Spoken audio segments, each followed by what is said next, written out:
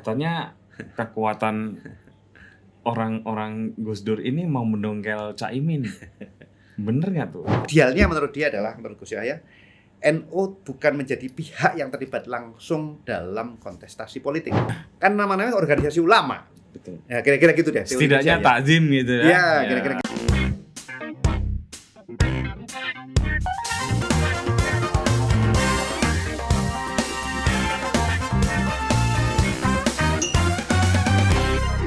Terus apa yang dimaksud dengan tidak digeret-geret atau terlibat dengan politik Ya. praksis? Kan gini, salah satu rujukan Gus Yahya itu pengalaman 2019. 2019 itu kan ada Rois Am yang kemudian dicalonkan sebagai wakil presiden, kan gitu. Itu membuat kemudian NU sebagai organisasi hampir semuanya termobilisasi, ya, karena ada pimpinan tertinggi. Rois Am itu kan pimpinan tertinggi, lebih tinggi dari ketua umum.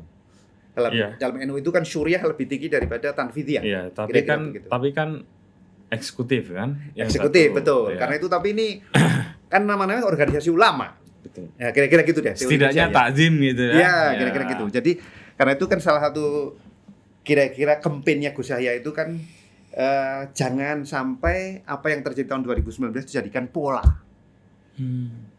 Jadi kemudian siapapun nanti ketua umum atau Rois Am yang akan terpilih dalam putaran berikutnya itu akan potensial menjadi kandidat 2024. Jadi akan dipakai terus-menerus itu. Itu nanti kan nggak akan ujung-ujungnya itu sampai kapan jadi NU itu jadi terlibat. Idealnya menurut dia adalah, menurut Gus Yahya, NU bukan menjadi pihak yang terlibat langsung dalam kontestasi politik. Tapi maaf, Mas Najib, itu kan sebetulnya bukan presiden tahun 2019 saja. Betul.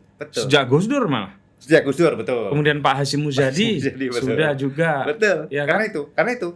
Ini memang upaya memutus, Mas. Oke. Istilahnya upaya untuk memutus. Ya Gus Dur ya itu kecelakaan juga ya, karena ya dia waktu itu ya situasi khusus lah, kira-kira gitu. Tapi kemudian memang menjadi pola yang ya ini kemudian menariknya bagi saya juga ya Gus Yahya, karena bilang ini sebaiknya tidak dijadikan pola. Kalau ini jadi pola itu terus-menerus NU itu terseret dalam kontestasi, terbelah-belah, dan energi kita sebagai jam'iyah itu habis. Betul. Akan lebih baik jika kira-kira gitu ya. Boleh siapapun warga NU terlebih dahulu, tapi bukan ketua umum, bukan Rois Am. Dan siapapun yang mau kontestasi ya nggak boleh ikut dalam kepengurusan. Itu sampai ke bawah atau hanya cukup itu? Yang jelas konteksnya pilpres ya. Oke. Yang jelas konteksnya pilpres. Ya. Kalau pilbub, pilwakot nggak apa-apa. Nggak tahu. Paling waktu itu yang dia sampaikan, dia kan bagian dari kampanye dia ya. Ya. Jadi yang dia sampaikan adalah paling nggak pilpres sebaiknya NU sebagai jam'iyah tidak menjadi pihak yang langsung terlibat. Akan lebih baik jika berada di atas semua partai. Betul. Kira-kira begitu. Ya. Dan menurut saya ini menarik. Jadi justru setelah penyikapan itu, kalau sebelumnya itu kan PBNU itu identik dengan PKB, sekarang ini kan memang kemudian hampir semua partai ingin mendekat ke NU, Mas Putut. Kalau dilihat ya, pas kamu Muktamar ini, semua partai itu ingin ketemu ketua umum PBNU, kecuali PKB. Kecuali PKB. Nanti akan saya tanyakan. Dan semua pakai jaket Banser.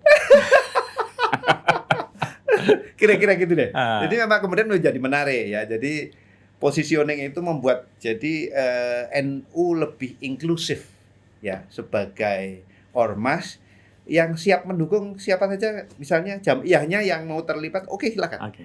Dan saya tahu persis juga beberapa kandidat-kandidat penting itu udah merapat ke NU melalui berbagai cara dan diterima. Diterima. Artinya kan mau juga pertarungan masih jauh ya. Jadi tapi itu tidak kemudian jadi agak oportunistik dalam tanda kutip. Semua pihak diterima begitu, ya, kan? Malah dianggap nggak punya pendirian atau pemihakan. Kalau saya nggak jadi, karena memang kan satu, memang dia tidak menjadi partisan dalam politik pilpres yang itu ya. Jadi siapapun yang mau sowan kan diterima lah. Masa kamu mau apa kira-kira kan? Enggak, silakan dulu ya. Bahwa nanti kan ini proses terus berlangsung ya sampai nanti. Bayangan saya idealnya memang adalah, dan sekarang saya kira sudah saya lihat cukup menarik. Hampir semua potensial kandidat 2024 itu mencoba mendekat ke PBNU.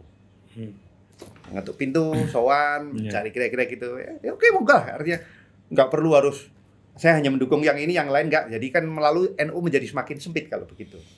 Sekarang ini menurut saya sih fine. Artinya tidak menjadi partisan, dan kalau oportunistik dalam artian dia membuka pada semuanya kan saya kira itu sesuatu yang baik-baik saja Mas.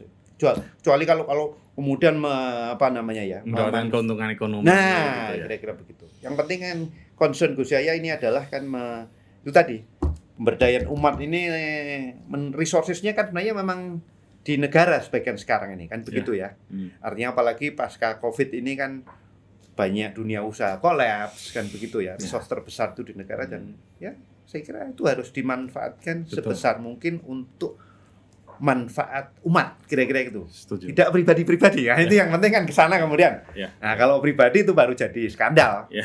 Nah, kira-kira gitu. Ini agak sensitif karena tadi sudah tercetus gitu ya. Kenapa ada apa PKB dengan PBNU? Benarkah bermusuhan? Benarkah ada rivalitas? Gimana tuh, Mas Najib? Itu udah kalau orang Jawa bilang gamblang welo-welo gitu. Sebenarnya gimana ya kalau saya bilang ya. Yang saya tahu, saya terus terang lebih banyak tahu dari sisi Gus Yahya ya dibandingkan sisi Caimin ya. Karena saya lumayan intensif lah berkomunikasi dengan beliau sebelum muktamar sampai hari-hari ini. Posisi Gus Yahya sebenarnya setahu saya itu simple dan cukup clear. Saya ingat, saya sekitar mungkin beberapa minggu sebelum muktamar, mungkin 3 minggu, 4 minggu, agak dekat lah ya. Saya ketemu di Jogja, gimana Gus, peta, kayak nyaman. Cak Imin gimana? Gitu. Cak Imin insya Allah clear. Aku ketemu langsung, ketemu sendiri. Waktu itu kan sempat ketemu Gus Ipul sama Cak Imin katanya, bertiga. Permintaan Gus Yahya kira-kira sederhana aja. Cak Imin, panjenengan yang penting netral. Saya nggak ingin meminta dukungan dari Cak Imin. Kira-kira gitu. Saya nggak perlu. Tapi saya juga berharap Cak Imin nggak usah mendukung sebelah. Cak Imin netral aja. Itu akan baik untuk semuanya. Kira-kira gitu. Mas Najib, dari versi Gus Yahya hanya minta netral Cak Imin. Ya. Yang terjadi nggak netral Cak Imin. Dari sisi menurut pandangan Gus Yahya begitu. Menurut pandangan Gus Yahya, pada waktu-waktu terakhir akhirnya berpihak. Pada awalnya memang netral. Tapi tampaknya ini setelah melihat ada gelombang dukungan kepada Kiai Said Akil dari satu faksi penting dalam politik Indonesia, lalu Cak Imin dan teman-teman, menurut saya sekali lagi ya, kayaknya lebih ke sana. Kira-kira gitu, itu simpelnya, ini banyak ceritanya tapi saya nggak bisa. Oke, tapi kan itu sudah selesai. Sudah selesai. Gus Yahya sudah jadi ketua PBNU. Betul, ya. Sementara Cak Imin masih jadi ketum PKB, betul. Dua posisi yang sama-sama penting dan strategis. Betul. Tapi kenapa kemudian di depan publik dipertontonkan satu ketidakcocokan? Sebenarnya begini Mas Putut, yang saya pahami ya. Kalau statement dari Gus Yahya sebenarnya agak nasihat normatif saja. Dalam artian NU dan PKB itu sudah jelas-jelas punya hubungan khusus di masa lalu karena memang yang mendirikan PKB itu NU, kira-kira kan itu. Jadi itu nggak bisa diingkari dan itu Gus Yahya sendiri dulu kan orang PKB, kira-kira kan itu ya. Betul. Nah, tapi NU, adiknya juga PKB kan? Adiknya juga PKB kan itu. Jadi tapi menak. NU sekarang ini kira-kira di bawah kepemimpinan dia tidak akan berpihak kepada satu partai, kira-kira begitu ya. Dan tidak akan menjadi alat hanya satu partai. Kita akan menjaga jarak terhadap semua partai. Tentu ada hubungan khusus dengan PKB, tapi tidak seperti yang dulu-dulu yang seolah-olah NU itu alatnya PKB. Ada kesan begitu. Iya. Kan begitu. Betul. Jadi apalagi kemarin periode terakhirnya Kiai Said itu kan sekjennya kan Helmi Faisal ya, yang mantan wasekjen PKB. Dan mantan atau masih ya? Waktu itu mantan. Ya, waktu itu betul otomatis ketika. Tapi artinya itu adalah kira-kira orang pentingnya PKB yang ditaruh di sangat pentingnya di NU. Jadi otomatis semuanya NU kira-kira seperti dalam kendali PKB. Ya, inginnya Gus Yahya tidak seperti itu. Tetap spesial, kira-kira gitu ya. Tapi ya yang lain-lain juga lah. Karena yang NU itu juga ada di Golkar, ada juga di PTI, ada di Gerindra. ada di P3 macam-macam. Jadi Gus Yahya ingin mencoba kira-kira ya format baru hubungan PKB yang kita tetap spesial lah, tapi ya nggak seperti dulu yang seolah-olah dikontrol. Kira-kira gitu Mas Putut. Sebelum adu perang yang kemudian perang komentar ya, bukan perang yang lain. Iya. Itu kalau nggak salah Presiden dimulai dari pemanggilan beberapa pengurus cabang NU betul. yang terlalu dekat dengan PKB. Betul. Dan kayaknya itu yang membuat Caimin mulai merasa wah ini Betul. ini bahaya nih kayaknya. Karena kan bagaimanapun konstituen PKB kan mayoritas juga kaum Nahdien. Betul Mas. Jadi memang betul itu. Jadi memang salah satu insiden yang kemudian memicu yang lain-lain itu adalah ketika Caimin membuat kira-kira acara-acara pencalonan kepresidenan dia di kantor-kantor NU cabang. Betul. Kira-kira gitu. Iya. Itu yang jadi masalah. Jadi dia dengan pengaruhnya, dengan hubungan baiknya dengan beberapa katakanlah tokoh-tokoh NU di tingkat lokal ya, di tingkat cabang itu membuat lalu acara-acara pencalonan kepresidenan Caimin di DPC. Nah, itu yang menyalahi kira-kira gitu ya. Yang dari visi Gus Yahya ini tidak boleh, nggak boleh. Jadi boleh saja orang NU berpolitik mendukung Caimin juga ada masalah, tapi jangan gunakan struktur NU. NU tetap menjadi rumahnya umat semuanya. Jadi yang calon PKB nanti kalau mau ke sana diterima, yang dari Golkar diterima, yang lain-lain. Jadi tetap seperti itu. Seperti kira-kira ya apa yang dilakukan di tingkat PB, kira-kira gitu. NU harus menjadi rumah bagi semuanya. Tapi kayaknya Caimin nggak terima tuh. Nggak terima, betul. Jadi ketika setelah melakukan itu lalu Caimin mulai kencang lah, kira-kira begitu. Dan memang ada beberapa orang NU Jawa Timur yang waktu itu sebenarnya di-endorse oleh Caimin untuk menjadi pengurus-pengurus inti di PBNU. Tapi PBNU atau PBNU? PBNU. Yang oleh Gus Yahya tidak diberi tempat. Nah, ini yang kemudian membuat kecewa juga, Mas. Jadi karena Caimin meminta misalnya posisi ini yang sangat penting di PBNU harusnya dipegang oleh ini yang orangnya Caimin, kira-kira gitu ya, kira lebih ya. Tapi Gus Yahya enggak lah. Kalau gitu nanti saya ya enggak beda lagi dengan yang dulu, kira-kira begitu.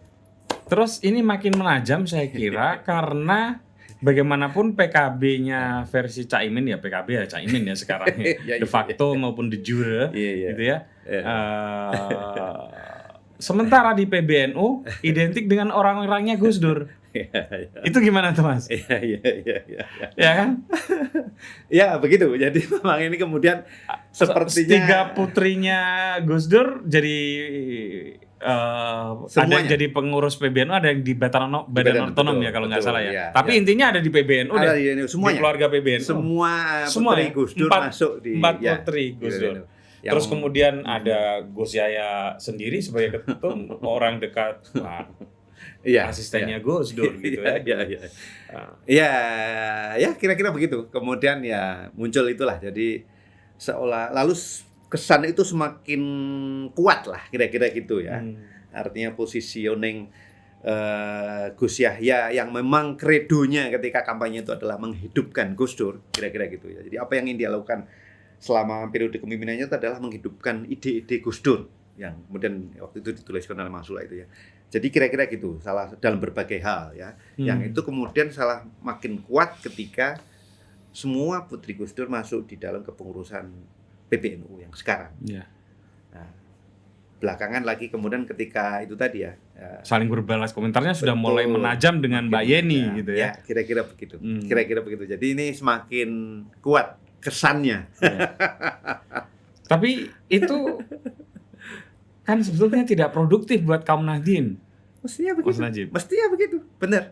Iya, memang. Terus gimana tuh cara PBNU untuk mengatasi supaya itu tidak terjadi konflik yang menajam di bawah?